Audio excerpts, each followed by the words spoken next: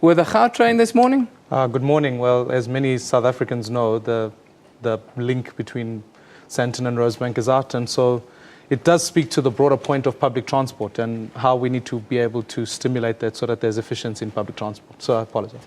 No worries about this. If the hard line would be, you can't run Gauteng if you're going to be late.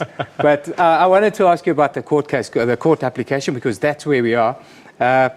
Just tell us about what you mean with incorrectly tagged in what is a very technical application to the High Court. Well, in some ways, it's quite an easy. There are multiple ways constitutionally you can tag a bill. Either you tag it under Section 75 or Section 76. As you've correctly pointed out, Section 75 means that exclusively National Parliament deals with the matter, and so members of the Parliament actually vote on the bill. But when it comes to, in fact, the Section 76, which in fact means that the bill should have served in provincial legislatures so that every province can have a right to decide how they feel about tolling, what their approach is, what the implications for them are, so that they can correctly mandate their members on the National Council of Provinces. Because that's an important thing, because the bill as it stands at the moment gives SANRAL the right to toll everywhere in the country.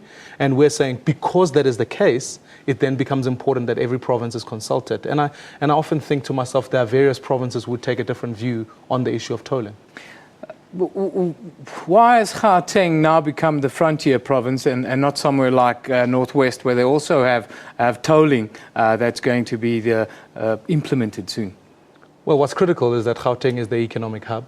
We've made the argument quite strongly to say that tolling will do damage to the economy of this province, and on a number of factors. You can imagine a young person who gets on the car from literally Soweto to Midrand will be paying between 90 and 120 rands. So that is an expense for them that they have to face on the day, and then total that to 400 rands. So it doesn't bode well for them. It doesn't bode well for someone who's starting to run a small business, who's saying, I want to transport goods around the city. And so how do they then make sure that they can sustain their pricing and make sure they can hire more people? The ultimate crime that tolling will do is that if you link it to the issue of job creation, I cannot see how when we toll roads. No one disagrees on the fact that we need infrastructure, but when you toll the roads and you ask people to pay more while they've already paid at the pump, you are asking them to in fact do other objectives in terms of employment. On a personal level, you are campaigning ahead of the elections.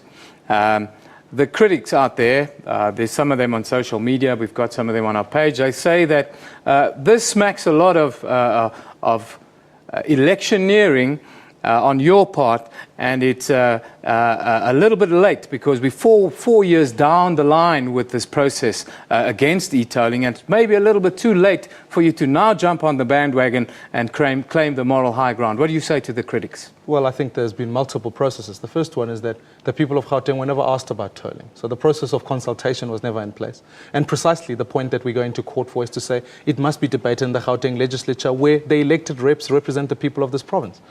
When you then highlight the fact that this issue becomes about electioneering, I think there must be something, as I've argued the case about the economy, and we're in a very difficult space as we speak right now. It's an important issue. Yeah. But to highlight precisely the issue of electioneering, I think elections must be about issues. Elections must be about voters being able to say, I choose a government that wants to bring us tolling, or I choose a government that doesn't.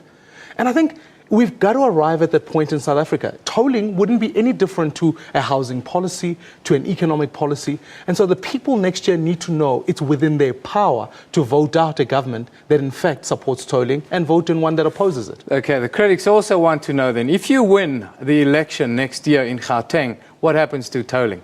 Well, what's important to note is the fact that we'll await the outcome of the court bid. We also have got some plans in terms of what we do in the province to put a halt to the current form of tolling.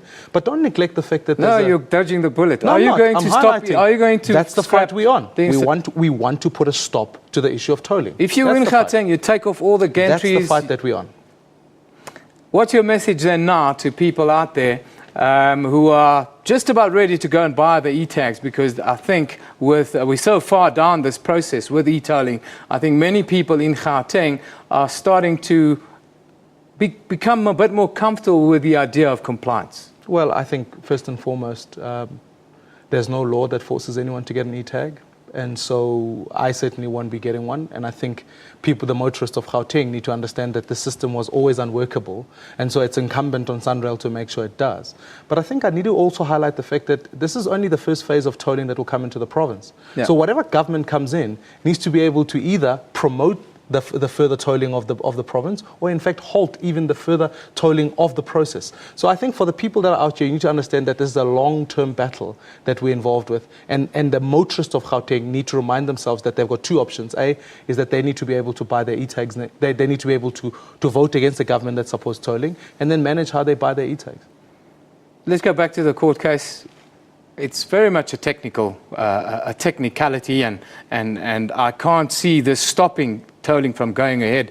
But do you believe that this is the route to go, and that you have a very strong case? We believe we have an absolutely important case. It's a very strong one. It's very solid. Remember, this is not just a technicality. When you tag a bill incorrectly and you ignore the rest of South Africa's comments on the issue, what other bills could do the same? So there's a principle here that we have to fight against in order that any other bill doesn't go through the same process. So that's the first thing. The second thing is I think the case is strong enough that if we're to successfully do that, what it would mean is that the bill would have to be retabled back in Parliament, follow the right processes of being tabled in every provincial legislature, and ultimately be able to put a temporary halt to this particular process that we're involved with at the moment. Mr. Mmusi Maimane, thank you very much for joining us today. That puts us completely in the picture. Let's just take a quick look at what you guys are thinking about